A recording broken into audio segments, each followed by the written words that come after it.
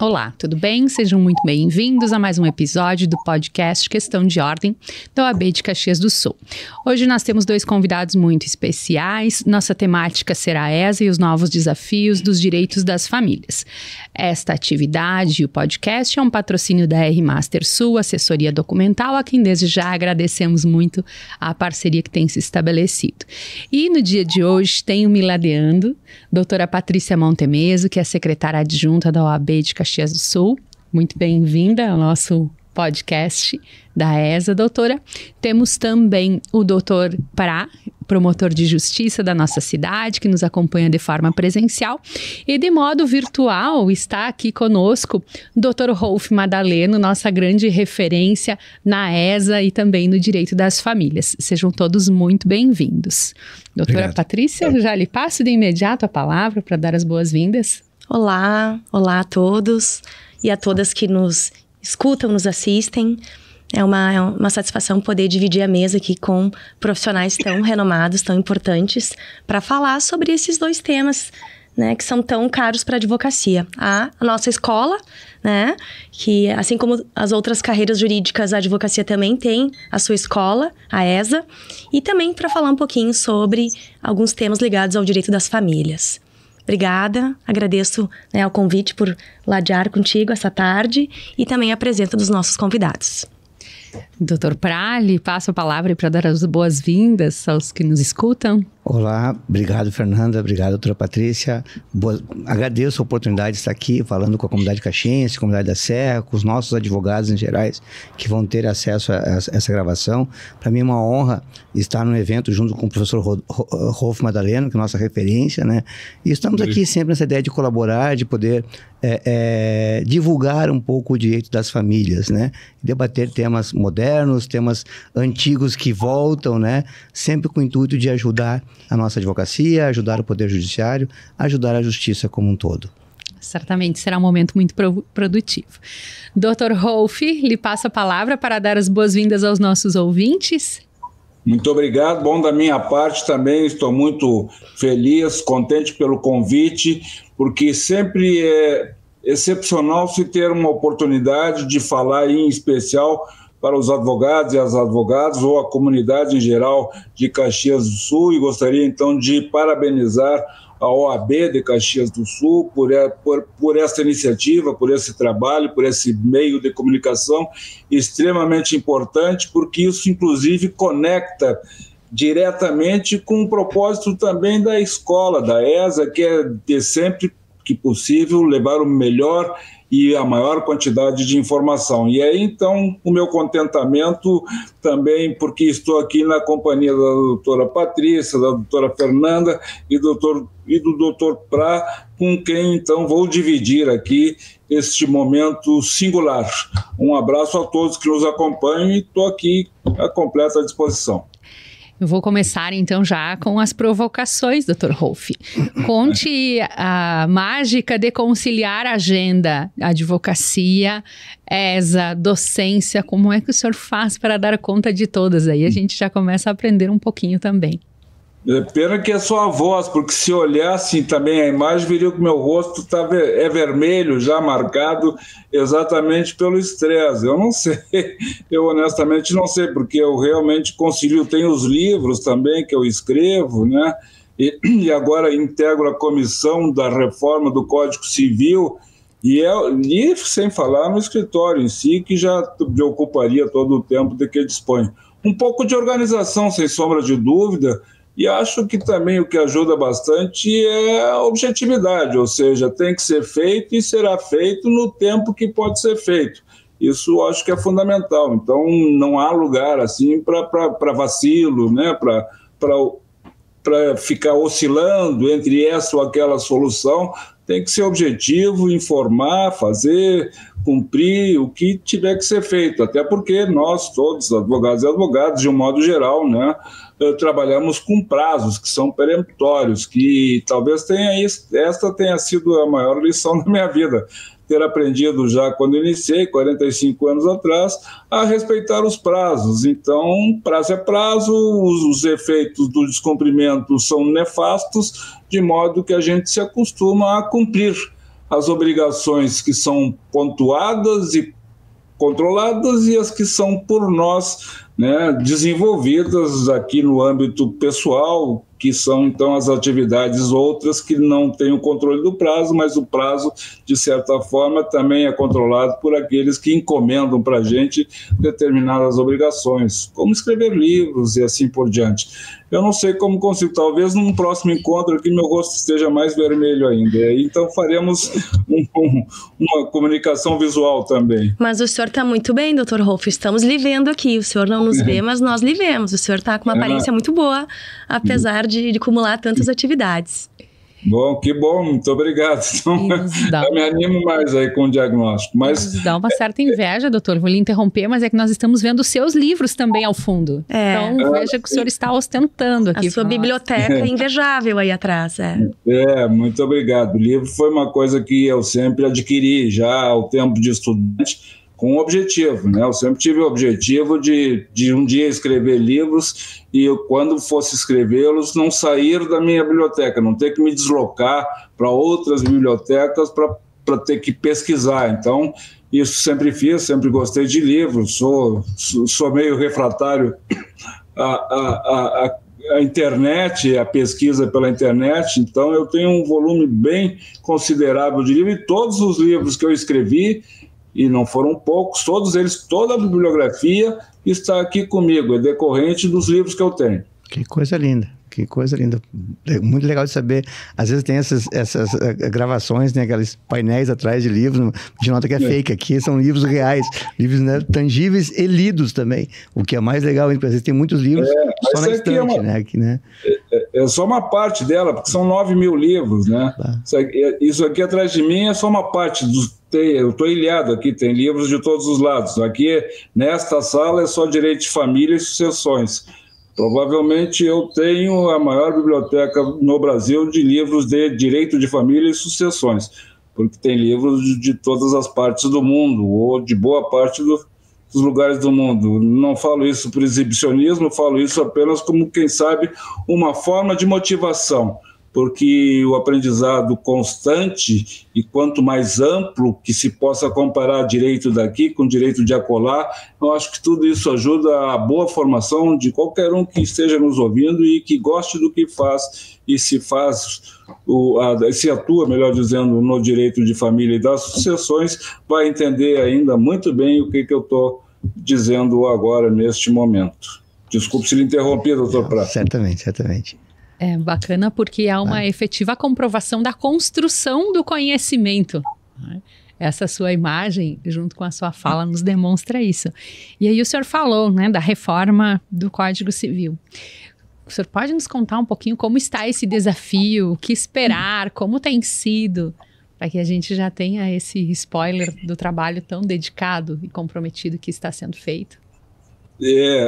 Não tenho muito ainda para contar, porque apesar de já termos aí um mês e meio desde a constituição desta comissão, pela qual me sinto extremamente honrado por ter sido convidado para integrar a comissão, em especial aqui para atuar no âmbito do direito de família, porque foram os profissionais convidados foram divididos entre os diferentes livros do Código Civil, e, aliás, um livro a mais que seria do direito digital. Então, nós temos grupos tratando de diferentes livros. E me coube aqui o livro do Direito de Família, que é dividido comigo, doutora Maria Berenice, o ministro Buzzi e o juiz Pablo Stoltz. Nós, então, estamos encarregados de reformular talvez o livro que seja o maior de todos ou que tenha à sociedade uma ansiedade ou uma curiosidade maior, porque o direito de família vai refletir, sem a menor sombra de dúvida,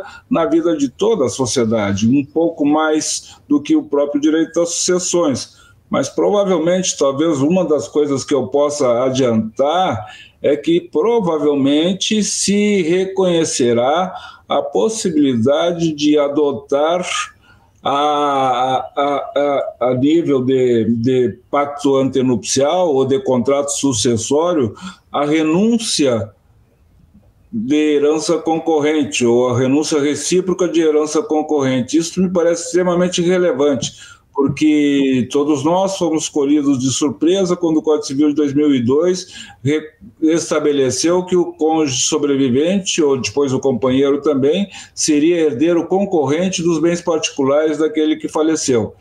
E mesmo num regime de separação de bens, de sorte que o pacto antinupcial não teria efeito para depois da morte. Isso criou uma comoção social muito grande. Então esse é um dos temas, ou seja, se for possível, como eu, aliás, sempre também defendi, no começo isoladamente, agora vejo que já majoritariamente, se for adotado isso, todos terão a tranquilidade de saber, se fizeram a opção de um regime de separação total de bens, este contrato, este regime também vai valer para depois da morte. Isso me conforta, até porque sei da comoção social que isso causou na sociedade brasileira, que foi pega de surpresa com esta interpretação de que o artigo 426 do Código Civil de 2002 proibia contrato de herança de pessoa viva. Muito bem, doutor. E agora vamos mudar um pouquinho, né, a nossa conversa aqui. Vamos falar um pouquinho sobre a Escola Superior da Advocacia, sobre a ESA. Nós sabemos que a ESA já, há algum tempo, mesmo antes da pandemia, já estava estruturada para realizar cursos e eventos online, à distância, né? E o que facilitou muito a presença da ESA, né, em toda a advocacia, em todo o estado, né, durante a pandemia. E também sabemos dos esforços da ESA nessa missão de interiorização, né? Eu gostaria que o senhor falasse um pouquinho mais sobre os benefícios dessa interiorização da ESA e a importância da ESA, né, para os profissionais da advocacia gaúcha. Bom, o que eu posso dizer em relação à ESA, da qual eu fui honrado com a direção nesse triênio do nosso presidente Leonardo Lamacchia, é de que a ESA cresceu exponencialmente, né? A ESA era e é uma escola superior de advocacia cujo propósito é trazer constante informação, aprendizado constante aos advogados e às advogadas. Só que no sistema anterior à pandemia, e isto era da nossa característica e do nosso hábito, nós realizávamos eventos, muitos na capital, outros tanto no interior do estado, nas diferentes comarcas, né, ou nas diferentes subseções, para usar a expressão mais adequada, para as quais os advogados, os professores se deslocavam. E aí, então, aquele grupo, aquela subseção, reunia lá um número de advogados, geralmente locais, para que, então, assistissem àquela fala, àquela aula, ou seja, o evento que havia sido programado. Isso sempre importou do deslocamento rodoviário, desculpe, dos professores, mas o alcance da ESA, à época, era eminentemente regional, fracionado por diferentes subseções. O que aconteceu foi que a pandemia, de alguma forma, criou nós todos, né? No mundo todo, mas em especial, podemos testemunhar o caso do Brasil, criou o hábito de nós nos vermos, nos falarmos, nos comunicarmos através da internet, pela via online, como aqui pode se fazer e como aqui vocês podem estar me vendo em qualquer situação que se estabelece chamam alguns me faltou a palavra de live, se iniciou esta situação, começou a se fazer lives, porque estávamos todos isolados e então as lives eram uma forma de nós nos comunicarmos. E aí estas lives e os eventos via virtual, o Zoom e sei lá outras ferramentas, sou meio jurássico para essa tecnologia, mas o grande favor, a grande vantagem, a grande novidade foi que nós nos acostumamos e passamos a aceitar esta comunicação telemática, e isso foi extremamente relevante, e isso foi extremamente produtivo para a própria Escola Superior de Advocacia do Rio Grande do Sul. Lá na gestão anterior, iniciaram-se em plena pandemia, né, esses meios, esses recursos de comunicação, que já permitiu, então, que se ampliasse exatamente o número de ouvintes, de assistentes, porque então já não era mais aquele advogado, aquele professor se deslocando de carro até a comarca ou até a subseção, e ali então reunindo um número proporcional à subseção de alunos, ou de advogados, ou de interessados. Agora já era todo o estado do Rio Grande do Sul com a assistência em comum, conectados todos, porque todos poderiam ter acesso a qualquer um dos eventos que eram produzidos pela ESA. Agora, nos últimos 2 anos da gestão do Dr. Leonardo Lamáquia, eu posso dizer com muita satisfação que a ESA do Rio Grande do Sul, ela superou as suas expectativas, porque ela deixou de ser uma escola regional dos advogados gaúchos e passou a ser uma escola dos advogados brasileiros e das advogadas brasileiras, porque os cursos que vêm sendo oferecidos pela ESA, na sua quase totalidade de forma gratuita e na sua grande maioria via internet e via online, viabilizou com que todo o Brasil tivesse acesso. Nós não nos restringimos, porque informação, aprendizado, não se deve restringir para uma casta, para determinado grupo de profissionais de um estado. E então esta ampliação foi feita e hoje a ESA, digo com absoluto orgulho, ela atinge todos os estados da federação e tem alunos que nos assistem em todos os estados. Como viajo muito para palestras, seguidamente me perguntam e dizem que acompanham a Escola Superior de Advocacia através lá do nosso aplicativo ou através do portal da ESA ou do aplicativo da escola também, e por ali então podem acompanhar a enorme gama de cursos que são oferecidos para a comunidade jurídica como um todo, porque a ESA quer estar em todos os lugares ao mesmo tempo. De sorte que tem, assim, em média, doutora Patrícia, doutora Fernanda e doutor Luiz Prá, em média, a ESA tem entre 780 alunos em cada um desses eventos. E isso é muito, porque, como recordam há pouco, eu disse, olha, os eventos eram locais, com subseções com maior ou menor número de profissionais vinculados àquela subseção, mas talvez se chegasse a 40, 50 pessoas, nós estamos alcançando 700, 800 pessoas, e todos nós ganhamos, e a ESA se engrandece. Não sei se não é uma das melhores escolas hoje de todas as OABs do Brasil, talvez uma das melhores escolas, a nossa do Rio Grande do Sul. Sem dúvida, temos muito orgulho, né, da nossa escola superior. Esses números mostram isso, né, a força e a pujança, né, até pelo quadro docente, né, que compõe a escola superior.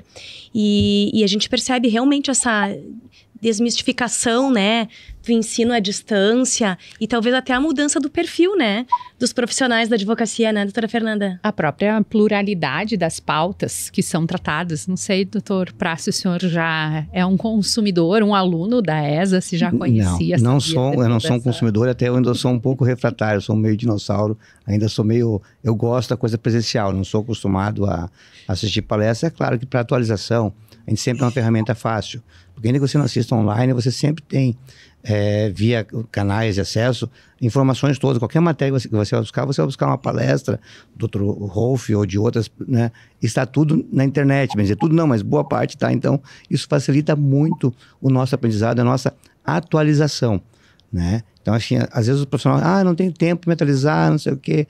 Não. Tempo todos nós arrumamos, embora o dia só tenha 24 horas, né, doutora Fernanda? Mas é a questão de se organizar. Exemplo do Dr. Rolf falou assim, ele faz múltiplas coisas, é questão de organização de tempo e de prioridades que nós podemos eleger. É muito comum eu estar trabalhando num processo e fazendo uma manifestação, principalmente coisas singelas, nós temos muito trabalho repetitivo, um trabalho mais linha de produção, digamos assim, né? Infelizmente, é ruim de falar, mas é verdade, muitas coisas similares no direito à família. Eu estou ali atuando e estou, ao mesmo tempo, ouvindo um evento, ouvindo, né, alguma sessão de julgamento, alguma coisa que me interessa, sabe? Essa situação, assim, é claro, quando eu vou fazer algo que me concentro, no máximo eu boto um diazinho, assim, levezinho, para poder criar aqui, né? Um clima. Acertar os neurônios, né? Botar os neurônios no lugar. Mas então é possível tu fazer isso. E eu acredito que isso é essa importância dessa coisa virtual, embora eu não sou um consumidor. Se eu vou para um evento, eu quero ir presencial. Mas é claro que a ESA também tem eventos e cursos que são transmitidos ao vivo. Né? Tem alguns presenciais também, Isso. Que agora, nesse processo de interiorização, estão acontecendo novamente, né, Dr. Rolf? Nas cidades que não estão na capital. Sim, seguidamente fizemos cursos presenciais, eles existem em igual quantidade. Apenas a diferença que eu estabeleci é que os virtuais permitem com que um maior número de alunos participe, porque a abrangência geográfica é muito maior. E tem um outro detalhe que eu acho que também é importante, porque permite que os professores de qualquer canto do país ou fora do país possam participar desses cursos. Então, no passado, isso seria inviável, trazer, quem sabe, um professor lá do Amazonas para que fosse ministrar uma aula aqui em Porto Alegre ou em Caxias do Sul. Hoje se consegue fazer isso. Então, há, sem sombra de dúvida, esta possibilidade, mas que ela não ofusca os presenciais, os eventos presenciais. Fizemos... no primeiro ano do Dr. Leonardo Lamar, que é um congresso dos 20 anos do Código Civil em Gramado, de grande sucesso, com grandes palestrantes, presencial. O segundo ano da gestão do Lamar, que fizemos em Recanto Maestro, também um evento grandioso, totalmente presencial, um lugar magnífico, sensacional para se participar e se realizarem esses eventos. E sem falar agora que já estamos preparando o terceiro ano para fazer também de novo o terceiro congresso da ESA, OAB, em Porto Alegre, nesse fechamento da gestão do Dr. Leonardo Lamar. E existe uma preocupação também da própria OAB com relação aos jovens advogados, né, Dr. Rolf? Né? E então existe o Projeto Primeiros Passos da OAB, que eu acredito que a ESA também tenha um papel, exerça uma importante atribuição aí, né, no desenvolvimento desse projeto, né, Dr. Rolf? Esse PPP, Projeto Primeiros Passos, foi elaborado lá pela doutora Bruna Razeira e diz respeito à Comissão da Jovem Advocacia.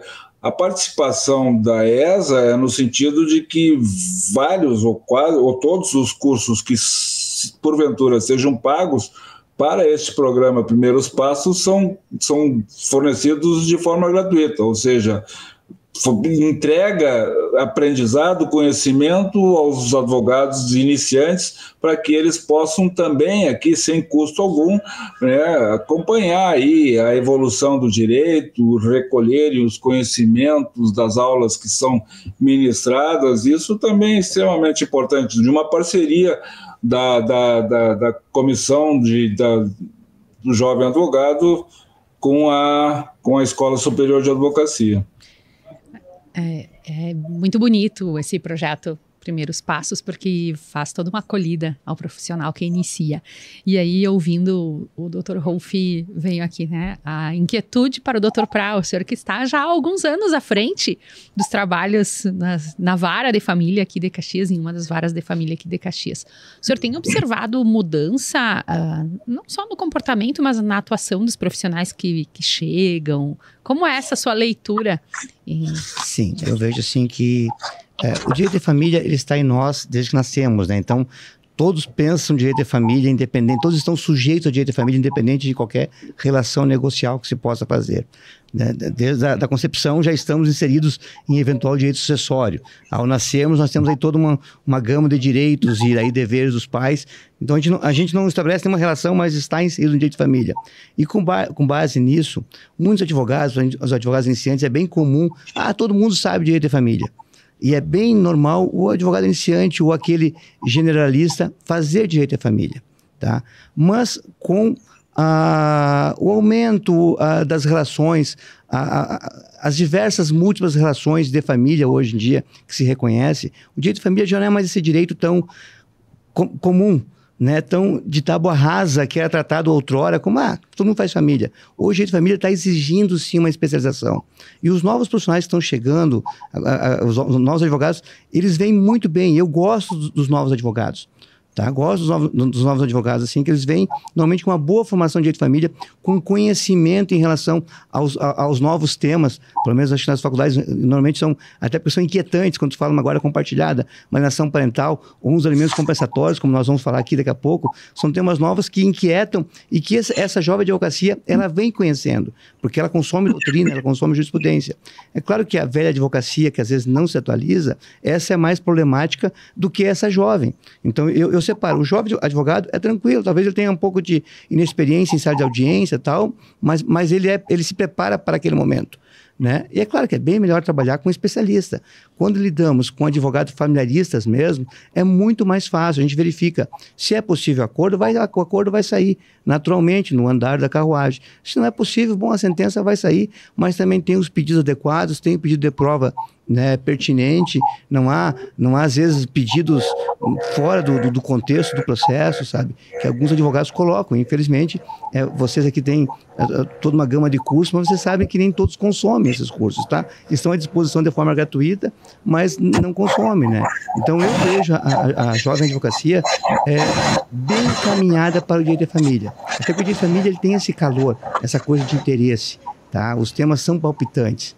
Né? Pelo menos para mim é palpitante, né? Eu vi sempre um tema novo, eu sou um cara apaixonado por isso, né? Estou há 20 anos nessa função, né?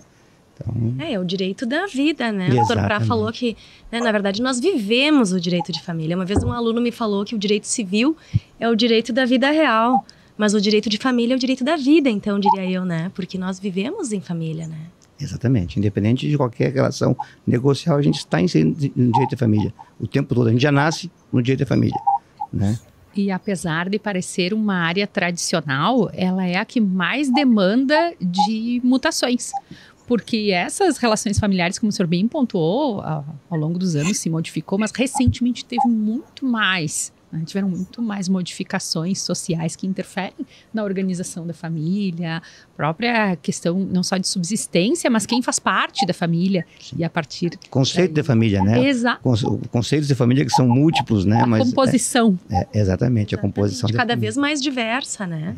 E aí já vou, então, direto para o nosso assunto principal, porque aqui estamos tão empolgados que daqui a pouco acaba o nosso horário e a gente não terminou, né, Dr. Rolf? O senhor vai ficar tarde toda, noite, manhã aí conosco, né? É tão bom ouvir o Dr. Rolf que nós ficamos aqui extasiados, né? Vocês não me suportariam tanto tempo assim, né? Não. Próxima vez nós marcamos aí na sua biblioteca, doutora. A senhora que vai nos mandar embora. Tá bem, é um prazer. Que são os alimentos compensatórios. O senhor recentemente escreveu um livro sobre isso, tem várias tem várias literaturas, mas o senhor tem escritos importantes a respeito e aqui a gente tem a sorte, né, de ter ao mesmo tempo um doutrinador importante e um promotor que utiliza, e a gente vai poder fazer uma composição bem bacana sobre esse tema. Aí já quero pedir para o senhor aí, né, que o senhor nos conte como é, né, porque é importante esse olhar aos alimentos compensatórios, o que tem de mais palpitante nessa temática envolvendo seu livro? Pois não. O livro dos alimentos compensatórios foi escrito porque aliás, a primeira vez que eu escrevi, trouxe eles aqui para a doutrina brasileira foi em 2008. E logo em seguida eles foram acolhidos, né, pela jurisprudência, e em particular pela jurisprudência do STJ, até o ministro Sanseverino, em alguns julgados entre 2010 e 2011, que é o tempo desses processos subirem até o Superior Tribunal de Justiça, ele acolheu, juntamente com outros ministros, a tese ipsis literis, como ela havia sido exposta, dos alimentos compensatórios, que, quando trouxe a doutrina, era no sentido de que os alimentos têm este nome de compensatórios porque eles compensariam a queda brusca do padrão de vida. Ou seja, alguém que se relacionando no casamento ou na união estável, se estivesse num acordo conjugal diminuído ou até eliminado a atividade profissional, esta pessoa que se dedica mais à família, à casa e aos filhos, e em maior ou menor medida, em total ou parcial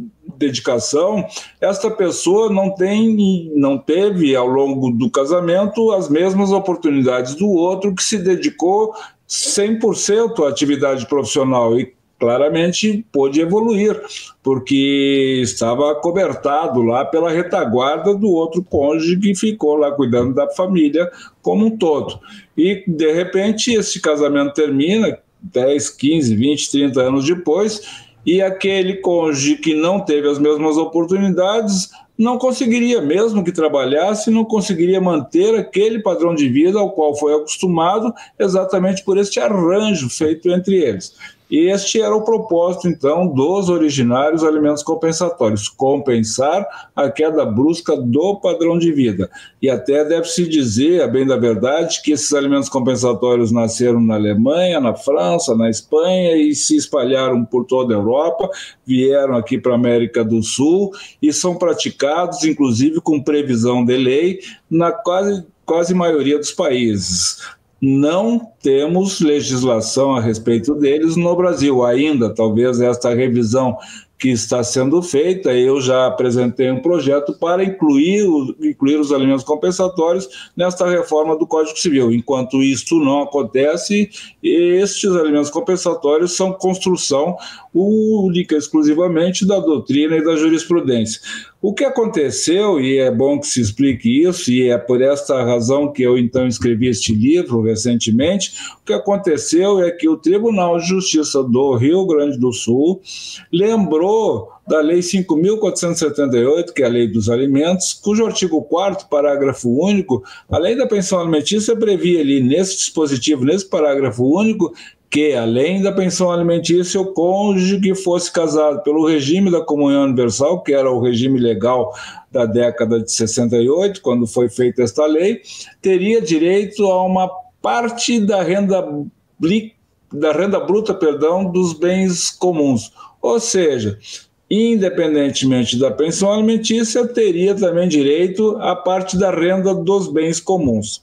Da renda líquida, isso sim que é verdade. Bom, esse dispositivo nunca foi posto em prática, mas, curiosamente, quando surgiram os alimentos compensatórios, aqueles que eu expliquei em primeiro lugar, que eu comecei a denominar no livro de alimentos compensatórios humanitários, vieram estes outros, por intervenção do Tribunal Gaúcho de Justiça, que então ressuscitou esse artigo 4º, parágrafo único, dizendo o seguinte: olha, existem aqui os alimentos que são decorrentes, alimentos compensatórios são decorrentes da retenção dos bens comuns, das rendas líquidas dos bens comuns. São coisas completamente diferentes, Vejam que no livro, inclusive, eu estabeleci alimentos compensatórios humanitários, é daquele cônjuge que não trabalhou, ou que trabalhou muito pouco e que cai a renda dele, o nível de vida dele bruscamente. Os outros aqui da Lei dos Alimentos, ressuscitados pelo Código Civil, eu passei a chamar no livro de alimentos compensatórios patrimoniais, porque o viés é eminentemente patrimonial. Este dos patrimoniais da Lei dos Alimentos evita o enriquecimento ilícito, diferente do outro. Esses alimentos patrimoniais atingem uma comunidade muito restrita de beneficiários, porque são só pessoas que têm bens comuns que gerem renda, que não é a maioria dos casos. A maioria dos casos são os humanitários, o menor ou reduzido número de casos são os patrimoniais. Ainda avançando um pouco, o que aconteceu então? O Tribunal de Justiça começou a confundir o outro com este, confundiu os alimentos humanitários com os patrimoniais. E aí, então, desvirtuou a jurisprudência do STJ, fazendo com que o próprio STJ criasse a confusão. E aí todos os tribunais acabaram criando essa confusão, de sorte que os alimentos compensatórios passaram a ter a seguinte ideia, ou a seguinte percepção, que é mais ou menos assim: olha, houve uma queda brusca, começam os julgados assim, houve uma queda brusca do padrão de vida e como o varão se encontra na posse dos bens comuns rentáveis, fixa os alimentos compensatórios. Essa era uma hipótese. A segunda hipótese, houve uma queda brusca do padrão de vida, mas não há bens comuns que gerem renda, portanto, nega os alimentos compensatórios. Ou seja, misturou os dois conceitos, misturou as duas espécies de alimentos compensatórios. Daí nasceu o livro. O livro teve a pretensão, ou tem a pretensão, de trazer estes esclarecimentos, ou seja, alimentos compensatórios existem em duas espécies. Os alimentos compensatórios humanitários, que é em regra para quem casou em regime de separação de bens, ou que tem bens que não geram renda, e os outros, os alimentos compensatórios patrimoniais, são destinados exclusivamente àqueles casais que, em se separando, têm bens comuns que geram renda e que ficam na administração de um dos cônjuges. Para, então, compensar essa retenção destas rendas, o juiz fixa os alimentos compensatórios patrimoniais. E esta confusão, para meu deleite, para minha satisfação, que foi inclusive contaminando todos os outros tribunais até o STJ, agora, recentemente, num julgado, num RESP, que tem o número 1954-452, 1954-452, neste RESP, o relator, não me recordo momentaneamente o nome do relator, o relator tratou de, neste aresto, nesse acordo, clarear, devolver a origem inicial dos alimentos compensatórios, explicando que uma coisa são os alimentos compensatórios que eu chamei de humanitário, o tribunal não dá esse nome, talvez no futuro dê, e outra coisa são os alimentos compensatórios patrimoniais, ou seja, separou, finalmente terminou com essa confusão de que uma coisa se juntava com a outra, de modo que só terminavam sendo beneficiados com alimentos compensatórios aqueles raros casais que possuíam bens comuns que geravam renda. Então, basicamente, essa é, digamos assim, em rápidas palavras, ou nem tão rápidas assim, a história dos alimentos compensatórios, doutora Patrícia, doutora Fernanda e doutor Luiz Prá. É uma aproximação com as perdas e danos lá do direito civil, né? Esse aspecto patrimonial aí, quando existe um condomínio, né? Em que o uso exclusivo dos bens por um dos condôminos gera essa possibilidade. Então, é muito pertinente essa diferenciação, né? Essa é uma espécie, depois tem a outra, né? Isso, com certeza. A humanitária que é mais rara, que poucas pessoas acabam percebendo, e que é o que a gente até poderia aplicar mais, porque é muito comum o pedido de pensão ordinária, pensão comum, né? Mas só que daí a pessoa já trabalha, ganha, ela é formada em direito, então ela não tem direito à pensão. Só que ela, né, ela tá longe do direito há um bom tempo, porque casou com um médico, digamos assim, que provia toda a casa, né? E ela ficou longe do exercício da função. Tá? E aí, quando se separa, vai buscar uma pensão? Não, você é jovem, você é formado em direito, não tem pensão, a pensão ordinária, a pensão de subsistência. Mas ela tinha um padrão de vida tal que de uma hora para outra, seja por opção dela que quis romper o casamento, a opção dele, de uma hora para outra ela não tem mais aquilo. Então, esse compensatório humanitário é para isso. É claro que as pessoas às vezes têm uma resistência com essa questão, porque, mas então enriquecimento ilícito é uma coisa que daqui a pouco patrimonializar as relações e tal. Não, mas eu acho assim, ó, isso também vai ter tempo, não vai ser eterno daqui a pouco, tudo bem, tem que dar um tempo para a pessoa se preparar. Agora, uma discussão que se tem é quanto esse tempo dos alimentos humanitários. Porque os alimentos compensatórios patrimoniais, e o doutor daqui a pouco me corrige, ele tem um tempo certo, que é até efetivar a partilha. Ele vai findar. Os compensatórios patrimoniais, ele é para não deixar um outro se locupletar do patrimônio comum. É meio similar, é claro, com a questão, por exemplo, do uso exclusivo do imóvel, em que se estabelece um aluguel, né? Que às vezes quando mora. Não, que agora um paga o aluguel porque usa o exclusivo. O outro tem que pagar uns alimentos compensatórios porque está com todo o patrimônio que renda. Né? Então, efetivada a partilha, acaba esse compensatório patrimonial. Já o outro humanitário, não. Até essa pessoa conseguir se restabelecer. É uma discussão que se tem... Ou não. Né? Ou não, né? Ou não consegue se restabelecer, imagina um casamento de 20 anos, né? 30 anos, tá? Que a pessoa ficou alijada, daí daqui a pouco faz pequenos trabalhinhos, tá? É muito comum, a pessoa faz pequenos trabalhinhos. Aqui em Caxias eu conheço umas 5, 6 advogados que assim, que são, né, que tem um bom casamento e faz até uma advocacia pro bono. Outro dia eu conversei com uma advogada, ela tá fazendo advocacia pro bono de família, tá? Então ela faz isso, tal, mas ela tem um padrão de vida muito bom por conta do casamento. Se ela chegar a se separar, mas é advogada, tem lá alguns processos, né? E daí, mas são quase 25 anos, 30 anos de casado. Ela não vai conseguir estabelecer esse patrimônio. Então, um casamento extenso, vejo que de repente vai ser uma obrigação, né, alimentar vitalícia, né, duradoura. Exato, e até a depender da idade em que esse divórcio aconteceu. Exatamente, são diversos fatores. Até uma discussão que se tem essa questão do tempo. Eu lembro, eu acho que eu ouvi o doutor uma vez falar que daí tem uma legislação, eu não me lembro onde que foi, que daí a legislação bota o tempo desses alimentos humanitários conforme o tempo do casamento. Vai receber por 20 anos, se for casado 20 anos. Vai receber 2 anos, se agora não sei de onde que é essa legislação. Na Alemanha. Hã? Na Alemanha. Na Alemanha. Eu vi uma vez o doutor falar, eu me lembro disso aí. O que eu sei, eu aprendi com o doutor. Só por dizendo assim, tudo isso eu aprendi com o doutor Rolfo, né?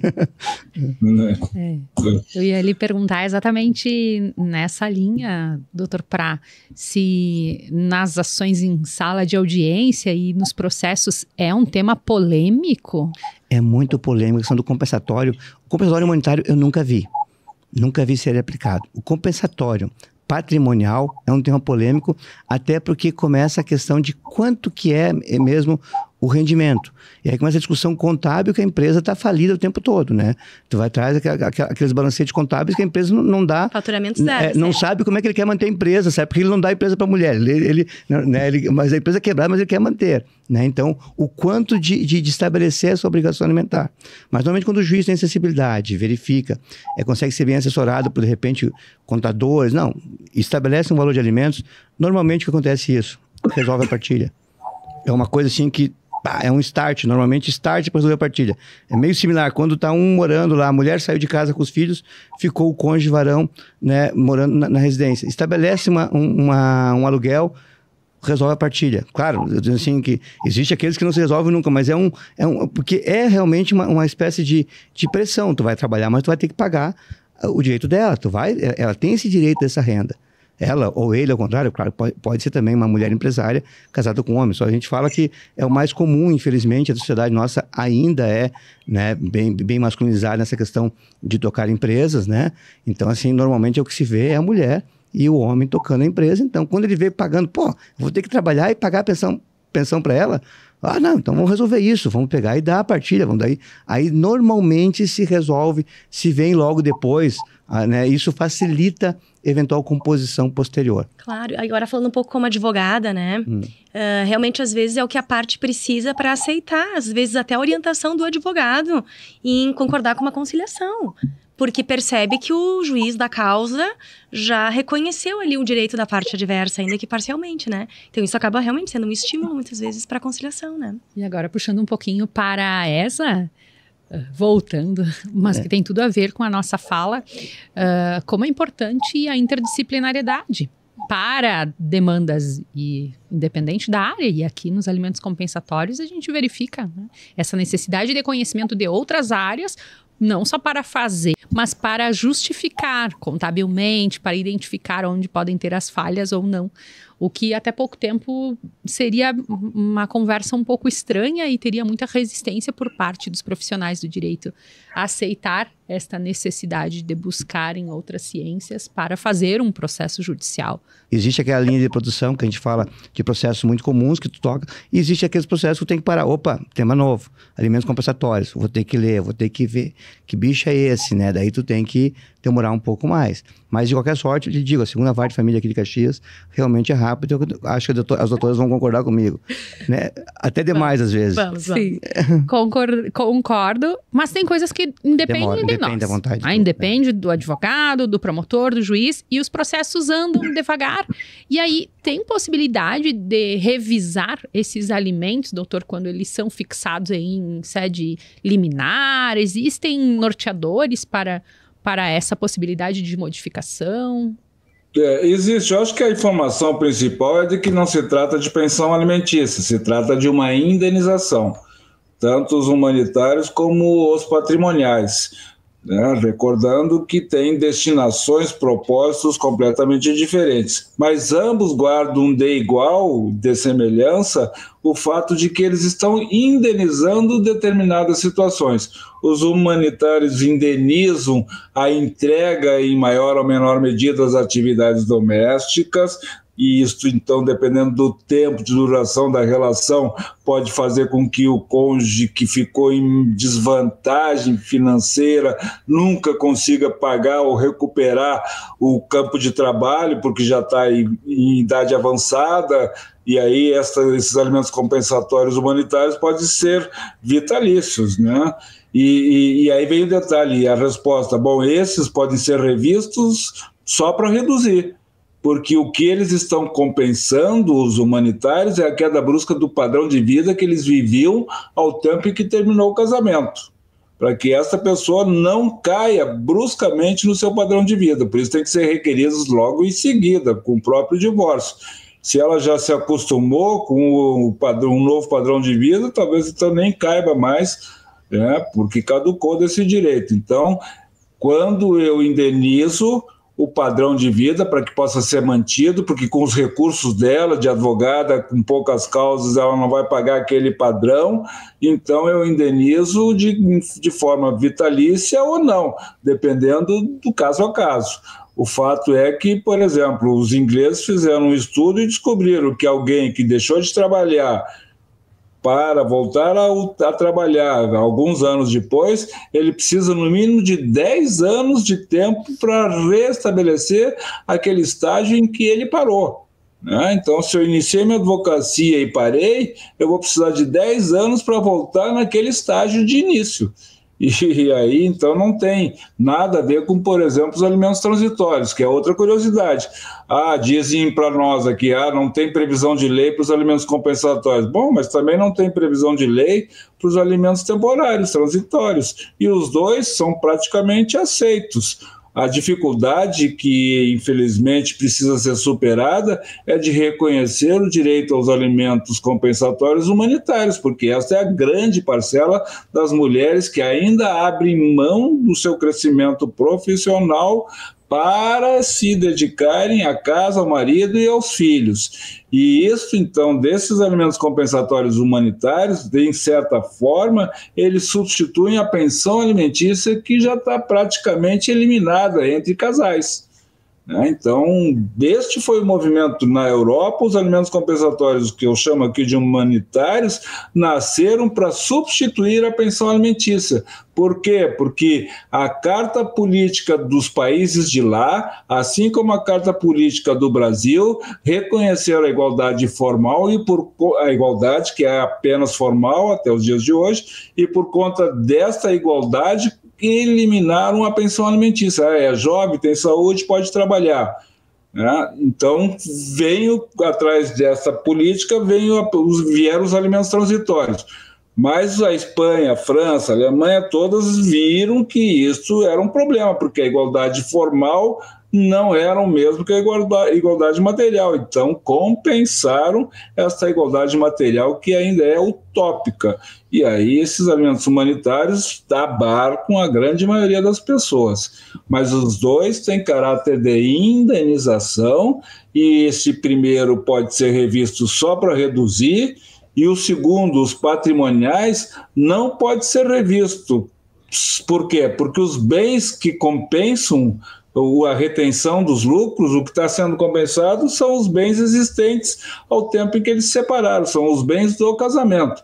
A revisão também não pode ser para majorar, porque novos empreendimentos não tem nada a ver com os empreendimentos existentes ao tempo da separação. Pode-se revisar para exonerar, pode-se revisar para reduzir e não se pode revisar para majorar. Também não cabe nos patrimoniais pedir a exoneração porque a mulher está com um novo companheiro. Por quê? Porque nos patrimoniais, o ter ou não ter nova companhia não tem nada a ver com o direito que ela tem de receber metade dos lucros líquidos dos bens que lhe são comuns. Exatamente. E eu fico pensando a questão, né, do arbitramento desses honorários compensatórios, humanitários, né, doutor? Essa é uma dificuldade bem grande. Isso que eu falei, a questão de perícia contábil, de comprovar, né, quanto que a empresa lucra. A questão de padrão de vida é um pouco mais fácil. Mostra o padrão de vida, aí tu tem uma ideia de mensurar, mas tem coisas que a gente não vive no padrão de vida de pessoas. Claro. Um cantor, um grande cantor, que vive da sua fama ali, tu tá e o cônjuge tá junto, quanto que fatura? E quanto tu vai botar de alimentos compensatórios para poder manter esse padrão? E é claro que... Não precisa ser exato, doutor Prá. Me perdoe aqui a intervenção, não precisa ser exato. Mas é o mesmo critério da pensão alimentícia, né? É por exteriorização de riqueza. Mas daí tu pensa um cantor que está no auge de sucesso.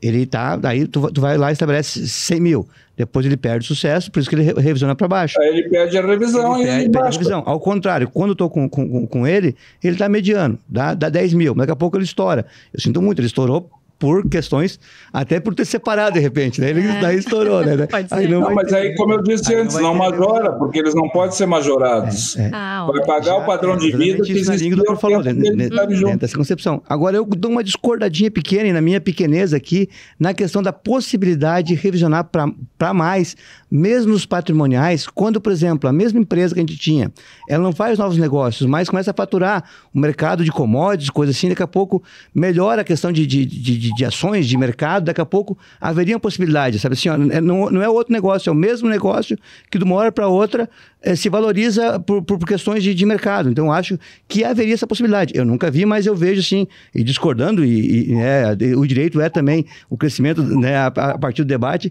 né, no sentido de que haveria, no meu modo de ver, essa possibilidade. Não é novos negócios, é o mesmo negócio que se valoriza por questão de mercado, de ações lá de fora, o petróleo sobe, o ouro baixa, sei lá o que aconteceu. O senhor tem toda a razão, porque diz respeito aos lucros da minha ação dela. Exatamente. O problema é que ele não vai abrir, se a empresa estiver melhorando, ele provavelmente vai abrir uma outra empresa. Aí eu estou só, hipoteticamente, em tese, eu vislumbrava uma possibilidade, né? Mas talvez uma possibilidade seja a fixação, então, desses alimentos patrimoniais em percentual, né? Aí é que eu ia já perguntar, já pego mais essa tua sugestão como uma inquietude. Como normalmente são feitas essas fixações? Em salário mínimo, em percentual, lucro? Quais são os critérios, até para que quem está nos ouvindo saiba como formula esse pedido para fixação? Dr. Rolf, Dr. Prá, o que os senhores sugerem? Eu só vi em salários na Jovem mínimos. Advocacia, primeiros passos aqui, Dr. Rolf. Só vi em salários mínimos, em valores convertidos em salários mínimos, assim que eu vi sempre. Sim. 20, 30 salários mínimos, 40 salários mínimos, foi assim a fixação, as fixações que eu vi até hoje aqui em Caxias, assim, né? Acho que depende um pouco da atividade comum, né, da administração, dos bens comuns geradores de renda que estão sendo administrados. Se for um empresário que tem lá uma indústria, que tem um comércio, eu posso buscar lá no faturamento médio desta empresa, do faturamento líquido, e buscar o valor correspondente aos alimentos compensatórios mensais. Como posso mais ou menos também, se eu não tenho ainda essas informações, porque não foi feita uma perícia, eu posso fixar um valor aleatório, né, que é um pouco subjetivo. E aí corre um grande risco. Se temos tempo, eu explico. Qual é o risco? Se eu peço lá 20 mil de alimentos compensatórios e os bens comuns geram uma renda de 80 mil, que seria 40 para cada um, eu perdi. Porque o meu marido vai me pagar 20 e vai ficar com os outros 20 dos meus 40. E eu não tenho direito à prestação de contas porque aquele valor subjetivo já substitui a prestação de contas. De sorte que nessas situações, às vezes, é melhor saber qual é o faturamento líquido e buscar as informações para descobrir isso, seja por perícia contábil, seja por informações dos balanços, dos documentos da empresa. Agora, se os bens que geram renda, por exemplo, vem de uma holding familiar em que os imóveis comuns são todos alugados, é fácil, peço 50% dos aluguéis líquidos para desconto direto na imobiliária que está administrando esses bens. É a solução, né? Não, essa parte dos aluguéis, quando está recebendo aluguel direto, isso é tranquilo. Embora que normalmente o juiz, não sei porque tem uma tendência, o cidadão recebe a parte dele, a outra parte o juiz só bloqueia, não entrega para a mulher. Isso que eu vejo seguidamente, sabe? Simplesmente consegue a restrição da parte que é dela. Não faz sentido isso. Eu vejo seguidamente isso, sabe? Ela pede, né? O juiz defere o bloqueio. Não, bloqueio não. Se ele recebe, eu também devo receber, né? Óbvio. Não sei se eu já vi essa situação. Eu presenciei várias vezes, assim, me parece injusto no caso, né? Eu acho que isso aí é um cacuete do passado. Exatamente, a gente está agarrado, por isso que é a questão do debate, da evolução. Os alimentos compensatórios têm uma certa resistência, uma resistência bem grande, tá? Ainda. Mas eu acho, doutor Prá, que é pela desinformação. O que se tinham eram repetições do meu primeiro artigo em 2008. Sim, só isso. É essa a questão, por isso que eu vejo essa resistência, eu vejo essa dificuldade de dar. Olha assim, não, mas ele está recebendo aluguel. É metade para cada um, é direto, não tem. E é o pagamento direto. Não tem que reter para a futura partida. Eu digo, não, calma aí, a futura partida é do bem. Né? São os lucros. Se me permite um outro exemplo, se são agricultores, qual é a renda comum do casal? A safra. Divide o líquido da safra. Até porque o objetivo é exatamente esse, evitar que ao longo dos anos um deles pague por não ter acesso ao patrimônio, ou enfim, né, uma modificação. O outro enriquece e posterga o processo, não termina nunca porque está faturando nas costas do cônjuge. Exatamente.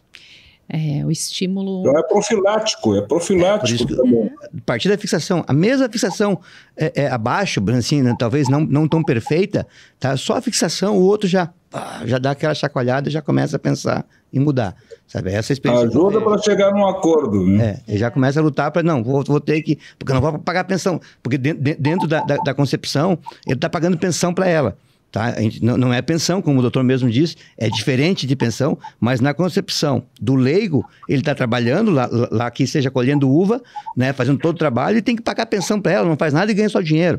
Então eles, olha, essa é a realidade, vai acontecer isso contigo enquanto não resolver a partilha. Enquanto não der metade do parreiral para ela poder produzir e gastar, tu vai pagar a pensão para ela. Daí o cara, então tá, eu vou entregar um pedaço de terra aqui. Daí eles pegam e aceitam a partilha, né? Uhum.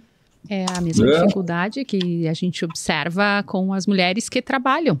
Porque o simples fato de trabalhar, por vezes, não significa que, de fato, vá permitir que tenha esse acesso à vida depois, né, nas mesmas condições depois que tem uma ruptura conjugal. Bom, nós estamos com o tempo bem adiantado, né, doutora Patrícia? Aqui já estão nos sinalizando. Quando a fala é boa, ela passa fluida, nós nem percebemos, doutor Prá.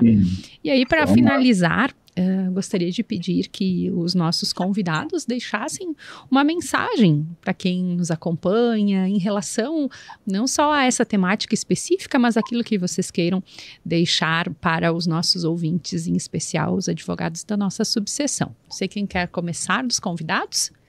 Bom, eu acho que eu vou começar até para deixar a palavra final para o nosso grande, né, professor Rolf, né? Eu agradeço a oportunidade de vir aqui, estou aqui em Caxias do Sul, né? Sou um militante, né, junto à advocacia de Caxias do Sul. Eu acho que é muito importante esse tipo de movimento no sentido de passar informação, tá? Então, assim, eu consinto os advogados de Caxias do Sul a buscarem sempre esse aperfeiçoamento, sempre essa informação, seja por intermédio de leitura dos livros, seja por intermédio de atualização jurisprudencial, né, seja pela participação em seminários presenciais ou virtuais. Isso é muito importante, facilita o trabalho da justiça e facilita o trabalho do profissional que vai estar ali lidando no dia a dia e protege os direitos dos seus, né, constituídos. Tá? Eu agradeço a oportunidade e um forte abraço, eu estarei aqui sempre à disposição da nossa advocacia. Nós que agradecemos. Dr. Rolf? Bom, eu também acompanho o que disse o doutor Luiz Prá e aproveito para, então, encaixar nesta fala, mais uma vez, a ESA, a Escola Superior de Advocacia, porque é um dos instrumentos que estão ali à disposição dos advogados e das advogadas. Basta seguir o portal da ESA ou o aplicativo no Instagram da ESA para que acompanhe aí as novidades, os cursos, os eventos. E tem várias outras possibilidades, como estudos de grupos de estudo, e em todas as áreas do direito nós temos eventos aqui, online ou presenciais, basta acompanhá-los aí pelo portal da ESA, ou como diz, pelo Instagram da ESA.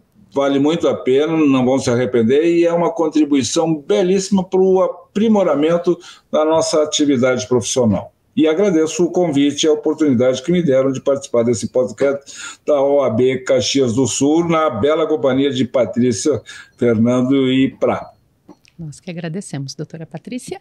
Agradecer, né, doutora Fernanda, pela oportunidade, né, de passarmos esses momentos aqui juntos e aprender tanto, né, com esses dois grandes nomes que, para mim, pessoalmente, são grandes referências, né.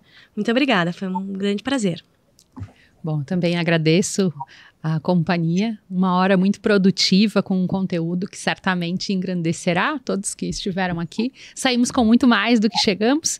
Vou, então, já me encaminhando para o final, agradecer novamente a disponibilidade de todos, em nome da OAB Caxias e também em nome da ESA, né, professor Rolf, já que estamos nesta linda escola e com uma missão tão nobre. O podcast Questão de Ordem está disponível, todas as quintas-feiras tem episódio novo, então acompanhe nas nossas redes sociais, YouTube, Instagram. Também temos Spotify, Facebook, enfim, né? Nas nossas redes da OAB Caxias vocês encontrarão acesso ao material disponível. Não esqueçam de curtir, compartilhar para que o nosso conteúdo, não apenas do podcast de hoje, mas todos que estão sendo elaborados, cheguem ao máximo possível de colegas da advocacia da nossa cidade e das demais que podem acompanhar. Caso queiram maiores informações, oabcaxias.org.br é o site da nossa subseção. Não posso deixar de agradecer, além dos participantes da R Master Sul, a assessoria documental que viabiliza não só este podcast, mas todos que têm acontecido. Obrigada a todos pela companhia e até a próxima.